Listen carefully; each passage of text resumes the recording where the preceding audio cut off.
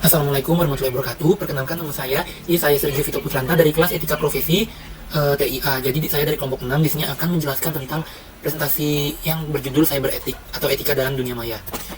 Nah, jadi dalam dunia maya itu kan ada internet. Nah, internet itu merupakan jaringan komputer global yang kepanjangannya itu inter-network atau antar-network gitu. Menghubungkan komputer satu dengan yang lainnya itu adalah tugas dari internet. Kemudian layanan internet itu ada banyak ya, tapi ini contohnya aja. Jadi kita bisa berkomunikasi langsung lewat email dan chat kalau di internet tuh. Terus kita juga bisa diskusi kelompok terkait dengan satu pertanyaan, misalkan kayak kita di dunia IT itu sering bertanya tentang kesalahan dalam pemrograman gitu. Nah, jadi kita biasa itu memakai Stack Overflow gitu kan untuk berdiskusi. Ada juga news group. Kemudian layanan internet itu terdistribusi atau World Wide Web sebagai sarana temu balik informasi. Kemudian ada lintas file yaitu file transfer protocol atau FTP. Sistem jaringan. Nah, sistem jaringan itu terhubung secara langsung ke jaringan yang memiliki nama domain dan biasanya bentuknya unik dengan format tertentu sebagai pengenal. Nah, bentuknya itu format itu biasa berupa alamat IP atau internet protokol, guys. Gitu. Nah, apa sih manfaat internet tuh? Jadi manfaat internet itu sebagai tempat bertukar informasi dan jenisnya itu banyak gitu ya, seperti informasi kesehatan, rekreasi, hobi, pengembangan pribadi, rohani maupun sosial. Juga sebagai tempat lahan profesional seperti perdagangan, saham, komoditas dan lain-lain. Nah, ada juga nih di internet itu ada website atau situs. Website atau situs itu dapat diartikan sebagai kumpulan halaman yang digunakan untuk menampilkan informasi yang dapat berupa gambar bergerak atau suara maupun video, dan biasanya bersifat statis maupun dinamis. Nah, ada yang namanya domain nih kalau dalam web itu. Nah, domain itu apa sih? Jadi domain itu alamat permanen situs di dunia internet. Identifikasi sebuah situs menggunakan istilah umum digunakan yang disebut URL. Jadi domain ini juga ada pengaturannya nih, guys. Ada namanya generic domain. Jadi misalkan nama website.com berarti itu komersial.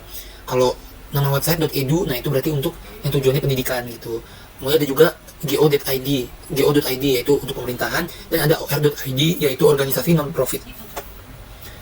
Nah, jadi domain ini juga ada yang country specific domains. Nah, itu tuh biasanya berakhiran ada di akhirannya itu ada ekstensi 2 huruf atau second level domain. Kalau di Indonesia sendiri itu Indonesia ekstensinya ID. Jadi contohnya misalkan itb.ac.id. Nah, itu artinya dari Indonesia. Kalau Australia ekstensinya AU, kalau Jepang ekstensinya JP, kalau Inggris ekstensinya UK. Nah, ada juga tuh hosting kalau misalnya kita bikin web. Hosting itu adalah jadi kayak tempat lah, misalnya kayak ruangan yang dapat menyimpan berbagai data dan file-file terkait website yang akan kita share di internet itu. Nah, jaringan nih. Jadi definisi jaringan itu sebenarnya tuh sistem yang saling berhubungan antara perangkat komputer, telepon, atau komunikasi lain sehingga dapat berkomunikasi dengan satu sama lain dan berbagi aplikasi dan data atau informasi. Jadi kalau nggak ada jaringan ini, istilahnya laptop itu tidak bisa berhubungan, laptop atau komputer tidak bisa berhubungan satu sama lain atau berbagi data atau informasi gitu. Karena ya paling penting itu ya jaringan gitu loh, guys. Jadi manfaat jaringan tuh ya balik lagi tadi, berbagi data atau program antar perangkat, komunikasi yang lebih baik, keamanan informasi, serta mengakses database gitu. Nah, jaringan juga banyak nih jenisnya dan dibagi berdasarkan beberapa parameter gitu ya. Kalau ini berdasarkan jangkauan geografis. Ada 5 jenisnya, yaitu Wide Area Network atau WAN yang mencakup wilayah geografis yang luas seperti negara atau dunia. Ada MAN atau Metropolitan Area Network yang jaringan komputer yang terhubung dalam satu kota yang menghubungkan beberapa LAN. Jangkauannya itu 10 sampai 50 km. Ada juga LAN atau Local Area Network menghubungkan komputer dan perangkat di daerah geografis yang terbatas seperti satu kantor, satu bangunan atau sekelompok bangunan. Kemudian yang keempat itu ada HAN atau Home Area Network, jaringan yang menggunakan kabel atau koneksi nirkabel untuk menghubungkan perangkat digital rumah tangga. Dan yang terakhir ada PAN, yaitu Personal Area Network, atau jaringan yang menggunakan teknologi nirkabel jarak pendek untuk menghubungkan elektronik pribadi individu. Gitu. Nah, sekarang lanjut ke parameter selanjutnya, yaitu berdasarkan distribusi sumber informasi. Ada 2, yaitu jaringan terpusat dan terdistribusi. Terpusat itu terdiri dari sejumlah komputer klien yang mengakses sumber informasi yang berasal dari satu komputer server. Kemudian jaringan terdistribusi itu perpaduan beberapa jaringan terpusat sehingga terdapat beberapa komputer server yang saling berhubungan dengan klien. Nah, parameter yang ketiga itu media transmisi data, guys. Ada 2 juga, yaitu jaringan berkabel atau wired network dan jaringan nirkabel atau wireless network.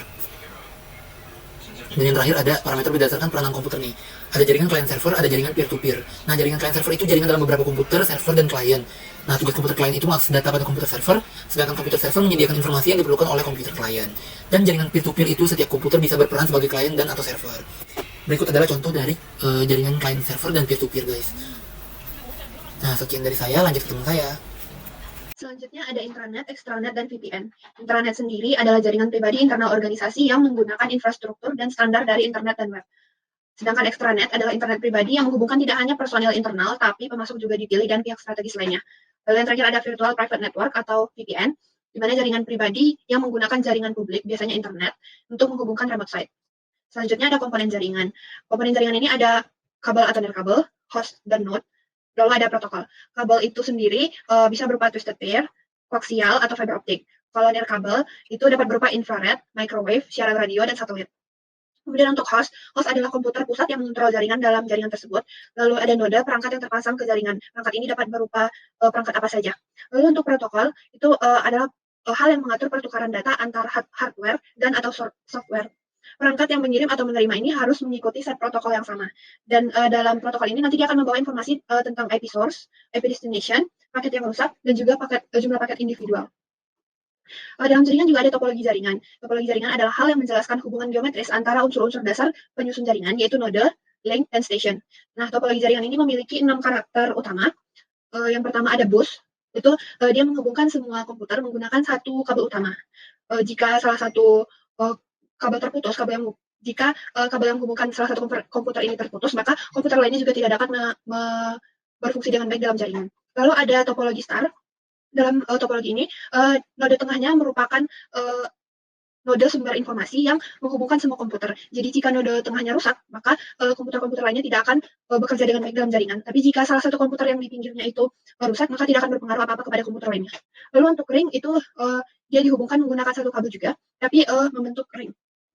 Jika satu bagian terputus, satu bagian kabel, maka hanya komputer yang terhubung saja yang rusak. Sementara komputer lainnya yang masih memiliki kabel yang menghubungkan, maka komputer tersebut masih dapat berfungsi dengan baik. Lalu ada mesh, itu dapat dilihat bentuknya seperti ini, yang menghubungkan beberapa komputer dengan menggunakan beberapa kabel. Dimana jika salah satu kabel rusak, maka komputer yang terhubung itu yang rusak. Sementara komputer lainnya yang masih terhubung itu masih tetap dapat berkomunikasi dalam jaringan. Lalu ada topologi tree, dapat dilihat dalam satu komputer itu di bawahnya bisa memiliki subjaringan. Nah, jika node yang atas itu bermasalah, maka node subjaringan yang di bawahnya itu juga akan bermasalah. Lalu ada point to point, ini seperti menghubungkan komputer dengan cara yang sederhana, dengan cara menghubungkan kabel ke komputer, lalu port lainnya ke komputer lainnya, seperti itu. Lalu analogi jaringan komputer itu kalau tradisionalnya kan biasanya menggunakan surat. Nah, dalam jaringan itu surat bisa dianalogikan sebagai data atau informasi, amplop berupa protokol, kotak surat berupa klien, kantor pos berupa server, dan jalan adalah jaringan. Untuk mode transmisi jaringan sendiri ada 3, yaitu simplex, half duplex, dan full duplex. Simplex itu transmisinya hanya dapat digunakan satu arah saja. Lalu half duplex transmisi dapat dilakukan dengan 2 arah, tapi tidak dapat dalam waktu yang sama. Ini contohnya seperti HT.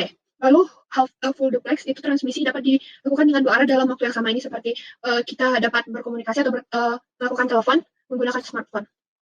Lalu ada komunikasi data, yaitu proses pengiriman dan penerimaan data atau informasi dari 2 atau lebih device seperti komputer, laptop, printer, dan alat komputer lain yang terhubung dalam suatu jaringan.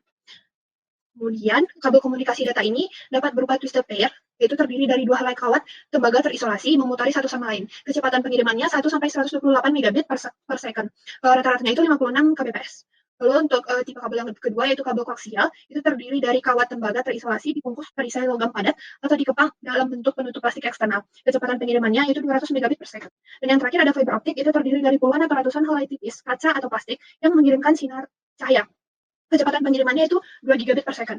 Untuk sekarang, fiber optik ini merupakan kabel yang sangat sering digunakan untuk komunikasi data. Selanjutnya ada komunikasi wireless, jaringan nirkabel yang biasanya menghubungkan satu sistem komputer dengan sistem yang lain dengan menggunakan beberapa macam media transmisi tanpa kabel seperti gelombang radio, gelombang mikro, maupun cahaya inframerah. Jaringan nirkabel sering dipakai untuk jaringan komputer baik pada jarak dekat maupun jarak jauh seperti lewat satelit. Nah, kemudian kita akan melihat media komunikasi wireless. Di sini ada beberapa media. Yang pertama adalah media inframerah, mengirimkan sinyal data menggunakan gelombang cahaya inframerah pada frekuensi rendah, kecepatannya sekitar 1-16 megabit per second. Kemudian ada broadcast radio, sebuah media transmisi wireless yang mengirimkan data jarak jauh sampai dengan 2 megabit per second-nya antara wilayah, bagian, atau negara. Kemudian ada radio seluler, yang digunakan untuk ponsel dan modem nirkabel menggunakan gelombang radio frekuensi tinggi untuk mengirimkan pesan suara dan digital. Selanjutnya, contoh yang lain adalah microwave radio, gelombang elektromagnetik dengan frekuensi super tinggi atau biasa disebut super high frekuensi, yaitu di atas 3 GHz. Kemudian yang terakhir adalah satelit, sebuah satelit buatan yang ditempatkan di angkasa dengan tujuan telekomunikasi. Transmisi sinyal dari stasiun bumi ke satelit disebut uplinking, dan sebaliknya disebut dengan downlinking.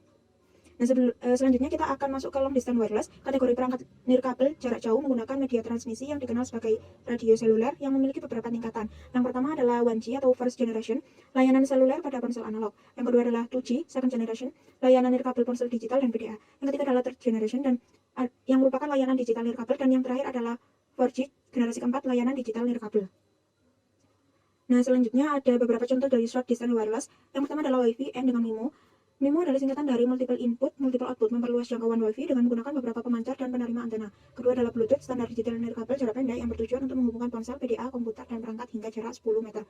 Ultra wideband atau biasa disebut dengan UWB Teknologi yang dapat beroperasi di kisaran 480 Mbps memiliki jangkauan lebih dari 10 meter yang menggunakan daya rendah, kemudian dikembangkan untuk digunakan dalam sistem radar militer. Dan yang terakhir adalah wireless USB atau biasa disebut dengan WUSB, memiliki data rate maksimum 480 Mbps, digunakan dalam game controllers, printer, scanner, kamera digital, MP3 player, hard disk, dan flash disk. Security adalah proses baik secara fisik maupun software untuk mengukur, memproteksi infrastruktur network dari aktivitas ataupun akses ilegal, penyalahgunaan, malfunction, modifikasi, kerusakan ataupun tindakan yang tidak baik yang menciptakan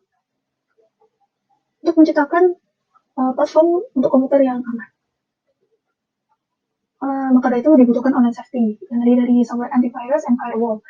Apa itu software antivirus? Software antivirus adalah berfungsi untuk melindungi hard disk komputer, CD, dan memori utama untuk mendeteksi virus dan menghapus virus yang ada.